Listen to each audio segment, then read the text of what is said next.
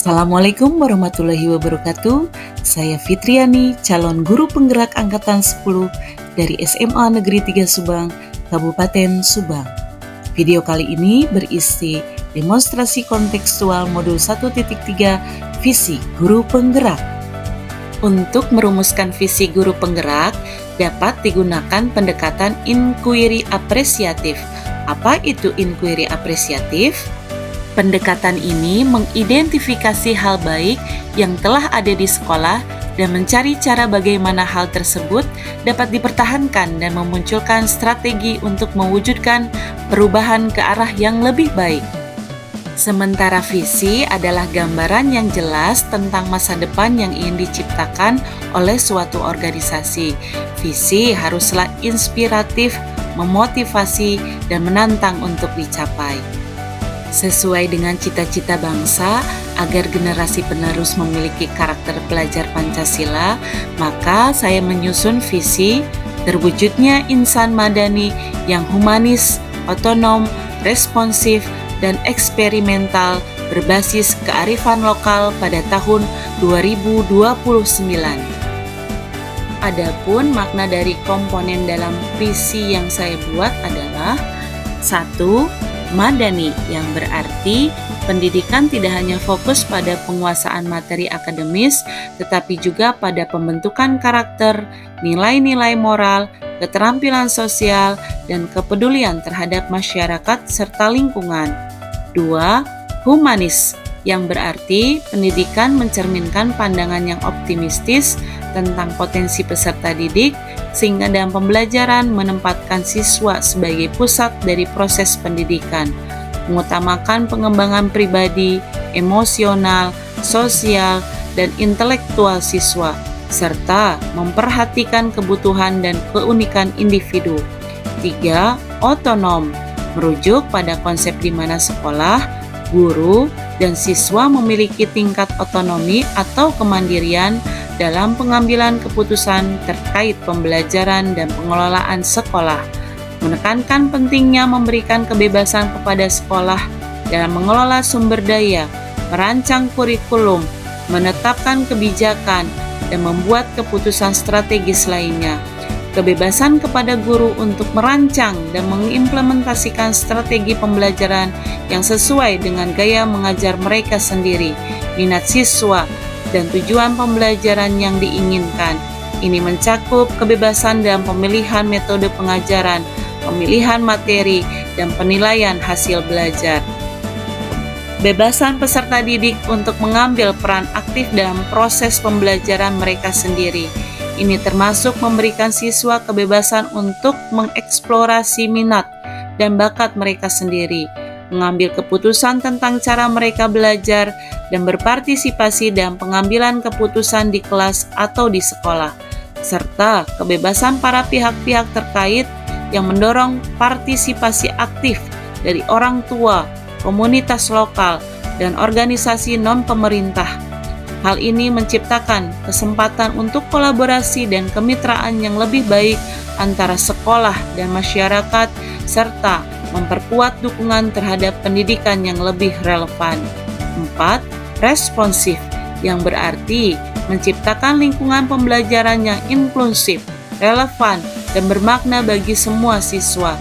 Ini juga memungkinkan sekolah dan guru untuk secara kritis merespon dengan cepat terhadap perubahan dalam kebutuhan dan tuntutan siswa, sehingga meningkatkan kualitas keseluruhan dari pengajaran dan pembelajaran. 5. Eksperimental, yang berarti pembelajaran yang menekankan pada eksplorasi, penemuan, dan pengalaman langsung sebagai cara utama siswa untuk memahami konsep dan prinsip tertentu. Ini melibatkan penguatan metode pembelajaran yang aktif dan berpusat pada siswa, di mana siswa diundang untuk mencoba, mencipta, dan bereksperimen dengan konsep yang dipelajari. Untuk mewujudkan visi, kita dapat merancang prakarsa perubahan melalui pendekatan ATAP. ATAP merupakan akronim dari aset, tantangan, aksi, dan perubahan. Pendekatan atap adalah sebuah pendekatan yang dapat digunakan untuk merencanakan dan mengelola perubahan dalam berbagai konteks. Dari visi yang telah dibuat, maka dapat dirancang prakarsa perubahan sebagai berikut. Aset apa saja yang dimiliki? 1. Sumber daya manusia, dalam hal ini guru dan staf. 2. Sarana dan prasarana memadai. 3. Keterbukaan pada perubahan teknologi. 4. Kurikulum yang terintegrasi dengan kemajuan teknologi dan kearifan lokal. Lalu, tantangan apa saja yang dihadapi untuk mewujudkan misi? 1. Perubahan paradigma pendidikan. 2. Kesiapan tenaga pendidik. 3. Teknologi dan digitalisasi yang tidak terkontrol. 4. Perbedaan kondisi sosioekonomi. Berikutnya, apa yang dapat kita lakukan? 1. Merancang pembelajaran yang menumbuhkan nilai-nilai humanisme, kemandirian, responsif terhadap perubahan, dan kreatif. 2. Pemanfaatan berbagai platform digital dalam pembelajaran. Terakhir, perubahan apa yang kita harapkan? Perubahan yang diharapkan adalah mampu mewujudkan nilai-nilai humanisme, kemandirian, responsif terhadap perubahan, dan kreativitas melalui pembelajaran yang terintegrasi dengan kearifan lokal, digitalisasi, serta berpusat pada siswa sehingga tumbuh profil pelajar Pancasila. Setelah menjabarkan visi melalui kanvas atap, maka dapat ditarik sebuah prakarsa perubahan, yaitu meningkatkan kreativitas dan motivasi belajar peserta didik melalui pemanfaatan berbagai platform digital. Saya memilih memanfaatkan platform digital untuk pembelajaran karena menyesuaikan dengan kodrat zaman saat ini, di mana peserta didik saat ini dikategorikan sebagai generasi Z, yaitu pengguna teknologi. Setelah membuat prakarsa perubahan, langkah berikutnya yaitu menyusun strategi Bagja. Bagja merupakan akronim dari buat pertanyaan utama, ambil pelajaran, gali mimpi, jabarkan rencana, dan atur eksekusi. Melalui prakarsa perubahan, meningkatkan kreativitas dan motivasi belajar peserta didik melalui pemanfaatan berbagai platform digital, maka saya membuat pernyataan utama bagaimana saya dapat meningkatkan kreativitas dan motivasi belajar peserta didik melalui pemanfaatan berbagai platform digital. Lalu, tindakan atau penyelidikan yang saya lakukan adalah 1. Berdiskusi dengan rekan guru untuk merumuskan pembelajaran yang dapat meningkatkan kreativitas dan motivasi belajar peserta didik melalui pemanfaatan berbagai platform digital. 2. Mencari informasi dari berbagai sumber berkaitan dengan pembelajaran yang memanfaatkan berbagai platform digital.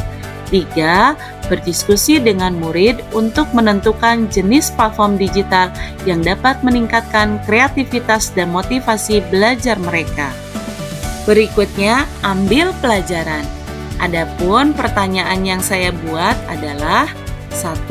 Siapakah guru di sekolah yang telah memanfaatkan platform digital untuk meningkatkan kreativitas dan motivasi belajar peserta didik?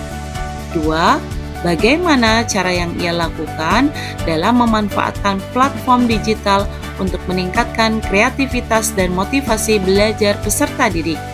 3.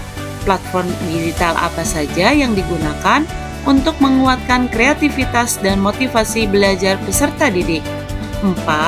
Bagaimana memilih dan mengaitkan platform digital untuk menguatkan kreativitas dan motivasi belajar peserta didik? Adapun tindakan penyelidikan yang saya buat adalah 1. Melakukan observasi dan diskusi untuk mengetahui siapa saja guru yang telah memanfaatkan platform digital untuk meningkatkan kreativitas dan memotivasi belajar peserta didik. 2. Mencari referensi platform digital yang sesuai dan dapat menguatkan kreativitas dan memotivasi belajar peserta didik. Selanjutnya, gali mimpi. Adapun pertanyaan yang saya buat yaitu 1. Apakah pemanfaatan berbagai platform digital dapat menguatkan kreativitas dan memotivasi belajar peserta didik? 2. Bagaimana cara agar berbagai platform digital dapat juga dimanfaatkan oleh guru mata pelajaran yang lain? Adapun tindakan atau penyelidikan yang saya buat adalah 1. Membuat lembar observasi tentang kreativitas dan motivasi belajar peserta didik. 2. Membuat daftar checklist kegiatan-kegiatan yang dapat saya lakukan untuk berbagi praktik baik dengan guru mata pelajaran lain. Selanjutnya, jabarkan rencana. Pertanyaan yang saya susun adalah 1. Apa langkah konkret yang dapat saya lakukan untuk menguatkan kreativitas dan motivasi belajar peserta didik melalui pemanfaatan berbagai platform digital? 2. Apa terobosan yang dapat saya lakukan untuk menguatkan praktik pembelajaran dengan memanfaatkan berbagai platform digital di kelas? 3. Bagaimana saya mengukur keberhasilan dalam pemanfaatan berbagai platform digital untuk menguatkan kreativitas dan motivasi belajar peserta didik? 4. Bagaimana saya dapat menjaga keberlanjutan pemanfaatan berbagai platform digital agar dapat terus dilaksanakan dalam pembelajaran? 5. Berapa lama waktu yang saya butuhkan untuk dapat mencapainya? Adapun tindakan atau penyelidikan yang saya lakukan adalah 1. Membuat daftar pertanyaan diagnostik untuk mengetahui platform digital apa saja yang dapat meningkatkan kreativitas dan motivasi belajar siswa. 2. Membuat daftar berbagai contoh praktik baik pemanfaatan berbagai platform digital dalam pembelajaran. 3. Membuat rancangan pembelajaran yang sesuai dengan gaya belajar peserta didik. 4. Membuat target capaian. Terakhir, atur eksekusi. Pertanyaan yang saya buat adalah 1. Siapa yang akan mengarahkan dan memantau proses pemanfaatan berbagai platform digital untuk meningkatkan kreativitas dan motivasi belajar peserta didik? 2. Siapa yang akan dilibatkan dalam kegiatan ini di sekolah? 3. Kapan pemanfaatan berbagai platform digital untuk meningkatkan kreativitas dan motivasi belajar peserta didik akan dilakukan? 4. Apa rencana tindak lanjut yang akan dilakukan setelah tujuan dari rencana ini tercapai?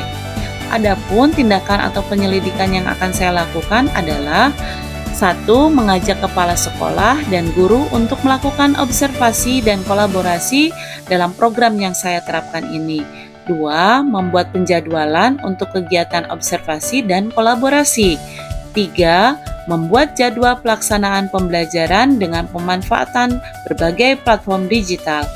4. Selalu melakukan refleksi. Demikian demonstrasi kontekstual modul 1.3 Visi Guru Penggerak. Terima kasih, sampai jumpa pada video berikutnya. Wassalamualaikum warahmatullahi wabarakatuh.